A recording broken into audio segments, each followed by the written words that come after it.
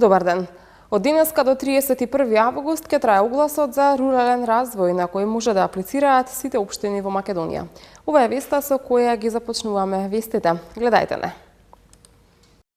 Објавен огласот за рурален развој, општините да подготват квалитетни проекти. Комплетно се реконструираат улиците 3 и 5 во Петровец. Град Скопје со оглас за испитување на загадувањето од огревните дрва. Од денеска до 31 август ќе трае огласот за рурален развој на кој може да аплицираат сите општини во Македонија. Предност ќе имаат оние кои ќе подготват квалитетни проекти од значење за општината, со што ќе се подобри животот на локалното население. Агенцијата за финансиска поддршка и рурален развој денеска објави оглас за рурален развој на кој може да аплицираат сите општини во Македонија, а единствен услов е да немаат активен проект од ИПАРД програмата. Министерот за земјоделство Љупчо Николовски и директорот на платежната агенција Николче Бабовски денеска на пресконференција ги повикаа градоначалниците да подготват квалитетни проекти и да аплицираат на огласот. Огласот кој е објавен денеска ќе трае 2 месеца до 31 август. Трите мерки содржани во огласот чија цел е реализирање капитални инвестиции и рамномерен регионален развој, се подобрување на условите за живот, обнова и развој на селата, како и зачувување и унапредување на традиционалните вредности. Преку овои мерки овозможуваме подобрување на моменталната состојба во руралните средини и достоинствен живот за граѓаните во овие средини. Општините имат можност да подготват проекти за инвестиции во локалната патна инфраструктура, мостови, канализациони системи, добиточни пазари, домови на култура во руралните средини, реконструкција на селски улици, уредување на излетнички места и инфраструктурен пристап до овие објекти, како и други видови на инвестиции во руралните средини. Со цел ефикасно искористување на овие мерки и реализација на овој тип на инвестиции ќе се обезбеди солидна урбана и транспортна инфраструктура во и вон руралните населени места. Ќе се решат проблемите од комуналната и патна инфраструктура. На овој начин директно придонесуваме за подобрувањето на условите за живот на граѓаните и позитивно влијае на развојот на сите економски активности во овие средини. За средствата од трите мерки, освен општините, може да аплицираат и центрите за развој на планските региони, а за третата мерка и Агенцијата за промоција и поддршка на туризмот, како јавното предпријатие Македонски шуми. Со мерката за подобрување на животот во руралните средини стојат на располагање по 20 милиони денари за секој еден добар проект. Со ова мерка можат да аплицираат општините за поврзување и изградба на регионални или локални патишта од 5 до 7 километри, изградба на водовод и канализација, обновување на младински културни центри, добиточни пазари и друго. Во мерката обнова и развој на селата исто така стојат на располагање 20 милиони денари за секој еден апликативен проект. Со ова ќе се изврши реконструкција и изградба на селски улици, изработка на детални урбанистички планови, реконструкција или изградба на плоштади во руралните средини. Со мерката за зачувување и унапредување на традиционалните вредности во руралните средини, општините ќе можат да аплицираат со проекти во висина од 15 милиони денари и наменети се за инфраструктурно поврзување со објекти од културно наследство, уредување на излетнички места, озеленување на површини покрај природни езера или магистрални патишта во руралните средини. Две улици во населеното место Петровец, кои се асфалтирани пред 30 години, целосно ќе бидат реконструирани. Во тек се градежни активности за реконструкција на улиците и за изградба на тротоари по должина на улиците. Општина Петровец интензивно работи на подобрување на патната инфраструктура на својата територија. За таа цел во тек се градежни активности за комплетна реконструкција на две улици во населеното место Петровец. Станува збор за улиците 3 и 5, кои биле направени пред 30 години од само придонес на жителите. Вкупната должина на улиците изнесува 726 метри, а покрај улиците ќе се направат и тротоари. Градоначалникот на општина Петровец Борче Митевски истакна дека по завршувањето на реконструкцијата на овие две улици, градежните работи ќе продолжат на изградба на локалниот пат во Ржаничино, кој ќе се спои со гробиштото и манастирот Пресвета Богородица. Општина Петровец започна со темелна реконструкција на улиците 3 и 5 во населено место Петровец. Средствата се обезбедени од ЕУ ИПА фондовите во висина од 260.000 евра. Вкупна должина на улицата е 726 метри, ширината ќе биде 5,5 метри и исто така ќе имаат двете улици ќе имаат и пешачки патеки. По завршување на улицата 3 и 5 одека во населено место Петровец, веднаш ќе продолжиме со изградба на улица во населеното место Ржаничино во вкупна должина од 740 метри, која ќе го спојува населеното место Ржаничино со манастирот Пресвета Богородица и гробиштата во населено место Ржаничино. Таму исто предвидено ни е да имаме и паркинг простор за некаде околу 60 возила. Средствата за реконструкција на улиците 3 и 5 во Петровец и патот во Ржаничино се обезбедени преку ЕУ ИПА инвестицискиот фонд. Купниот износ на проектот за подобрување на патната инфраструктура изнесува 260.000 евра. Во рамките на оваа програма, општина Петровец доби право да користи 195.000 евра за имплементација на проектите за реконструкција на улиците и истиот ќе биде кофинансиран од националниот буџет во износ од 65.000 евра. Град Скопје ќе ги испитува причините за енормното загадување во македонската метропола. Анализата во 2016 година спроведена од страна на градските власти потврди дека најголемото загадување на амбиенталниот воздух во главниот град е последица само од начинот на кој се затоплуваат домакинствата. Град Скопје објави оглас преку кој бара економски оператор за проширување на испитувањето на загадувањето на амбиенталниот воздух од согорувањето на дрвото како средство за затоплување. Испитувачот кој ќе биде одбран за да ја прави анализата ќе добие 1.694.915 денари, а време траењето на договорот треба да изнесува 14 месеци.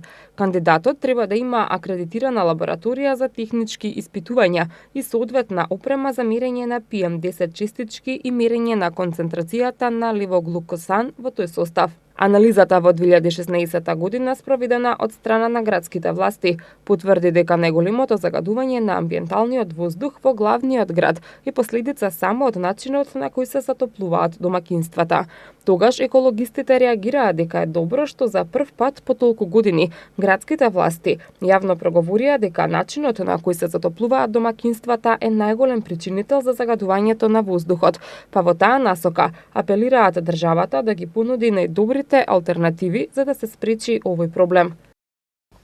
Во продолжение на вистите следуваат неколку сервисни информации од скопските општини, а кои се однесуваат на урбаното секојдневно живење. Екипи на јавното претпријатие улици и патишта деновиве поставуваат заштитни столпчиња на булеварот Крстеми Сирков кај Битпазар. Со поставените столпчиња се става крај на непрописно паркираните возила на овој потек.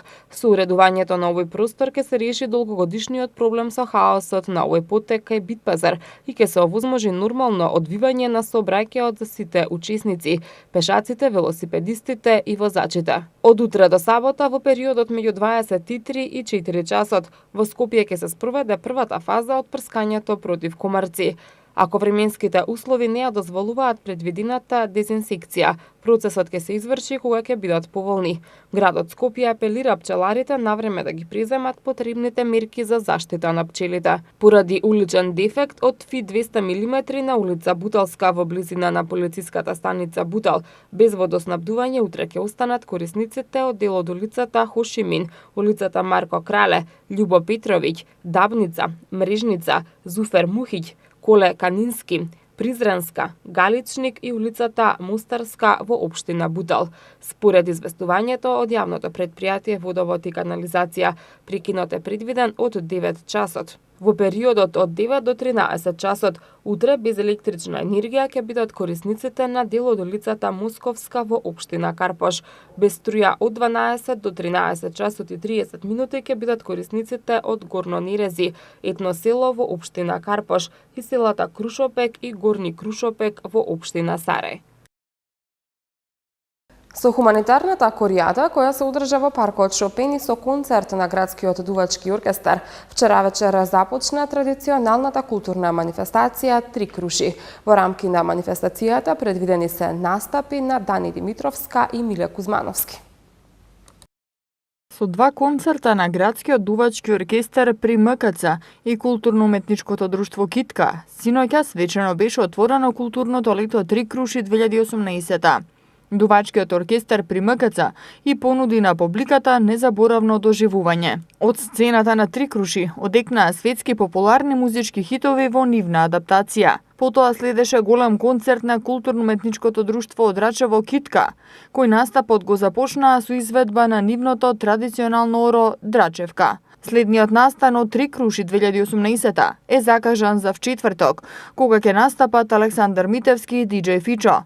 В петок Дани Димитровска со бенд, а сабота е резервирана за целовечерниот концерт на Миле Кузмановски. Инаку на отворањето на културното лето му предходеше уште еден настан кој се одвиваше во попладневните часови.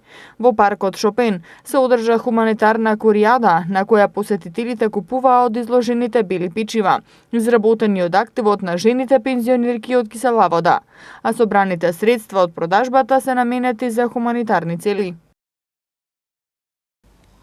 Со цел мотивирање на децата што повеќе да практикуваат друштвени игри за сметка на играње на таблет или телефон, во среда на 4 јули во паркот Капиштец ќе биде организирана детска ликовна работилница под мотото "Остави го таблетот, симни се пред зграда".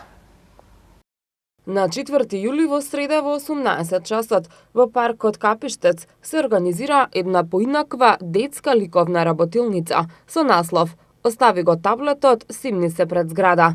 Идејата на проектот е преку едукативни и уметнички работилници низ игра да се стимулираат децата на дружење со нивните врсници.